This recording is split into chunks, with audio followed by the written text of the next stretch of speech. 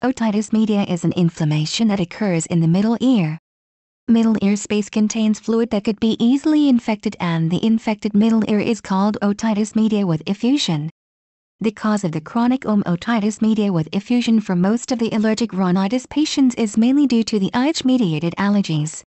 IgE-mediated allergy is the allergy that happens when IgE antibody, one type of the white blood cell, binds with the mast cell. IgE antibody is being produced by the plasma cell when foreign particular from outside of the body entering into the blood through nasal mucosal surface. Once the IgE antibody binds with the mast cell around the nose, histamine is secreted from this cell, and it is the main chemical that causes itching and hypersensitive of the nose. According to the publication by a group of scientists, 50% of the children who had chronic also had nasal allergy, active otolaryngol STOCKH 1988.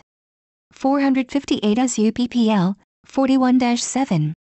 Effects of the seasonal allergic rhinitis to the eustachian tube function and middle ear pressure had been studied by a few groups of medical scientists. According to one of the studies, eustachian tube of the pollen allergic patients become obstructed increases from 15% to 60% from the starting to the maximum of the pollen exposure. An Allergy 1990. 65-206-10. In one of the studies, ragweed pollen, which is a seasonal pollen, was let it exposed to a group of people. What had been discovered is that it will cause immune reactions in the eustachian tube and nose, MJ Renal 1988. 2-155-61.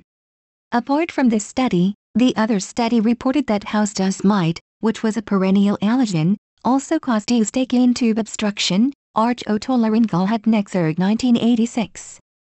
112-840.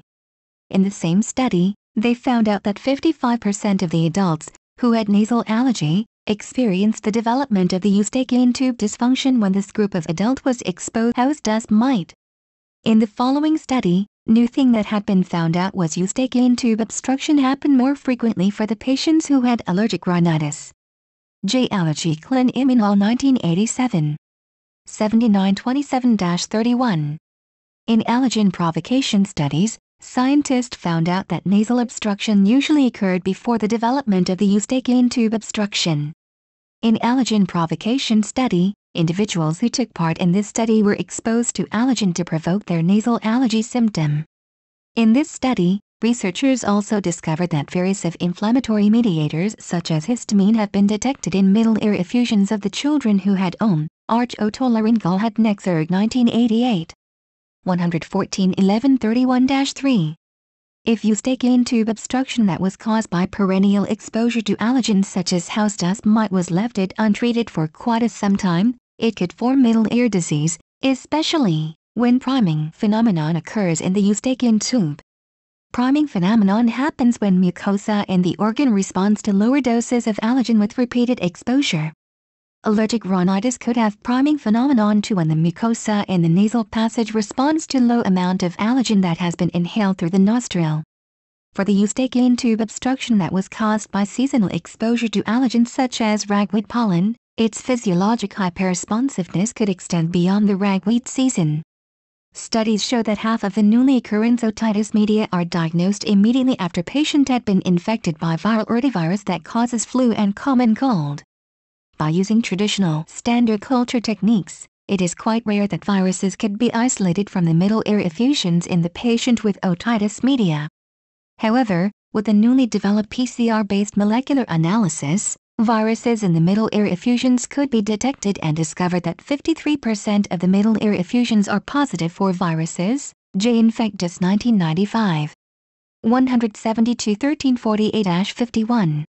An experimental, which was carried out by infecting real human with rhinovirus 39, had been carried out in Children's Hospital of Pittsburgh to study the effect of this virus to the middle ear pressure and eustachian tube.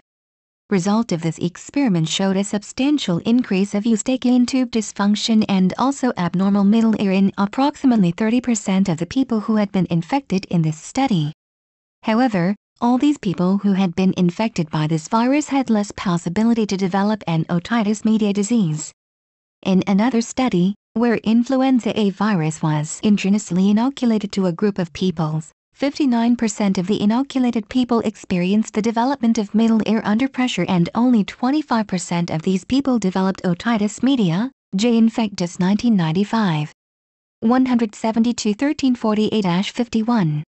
In this study, one of the inoculated people developed middle ear under pressure followed by purulent otitis media. This patient middle ear effusion was taken for PCR analysis and it showed positive result for both influenza A and Streptococcus pneumoniae. Streptococcus pneumoniae is some kind of spherical, gram-positive, alpha hemolytic bacterium, and it is a member of the genus Streptococcus. In this group of inoculated people, 80% of them who had infected by this virus experienced the development of eustachian tube dysfunction, and 80% of them had middle ear under pressure and otorhinolaryngol 1994. 103-59-69. With this group of infected people, 5 of them had developed OM on the 4th day after the viral exposure. One of the patients had dizziness and vertigo symptoms, which is mainly due to the inner ear malfunction. All these studies support the causes of otitis media by Otitis virus and causes of otitis media starting from the development of eustachian tube obstruction and abnormal middle ear pressure. In the recent publication about the study of a group of children with acute otitis media, microorganisms in the fluids of the middle ears of the children were isolated by the investigator of this study. They found out that 65% of the fluid samples that had been collected contained both bacteria and viruses. These results show that virus infection in the middle ear creates an environmental that is suitable for the breeding of bacteria. N. Engel J. Med 1999. 340-260-4. Based on the information that had been collected from a few recent publications of the studies of the relationships of the allergic rhinitis to the otitis media with effusion, we could conclude that allergic rhinitis or common cold flu will cause eustachian tube obstruction and middle ear pressure. When the situation becomes uncontrollable, otitis media with effusion will develop, and this may cause permanent hearing impairment. Therefore, allergic rhinitis and common cold flu should be treated immediately without any delay. This is because these common illnesses may become serious and develop to chronic sinusitis disease and otitis media with effusions, which is quite difficult to cure. The following may help the condition. Copy and paste. http://pi.com netra 45747 rob 27 vit 27381857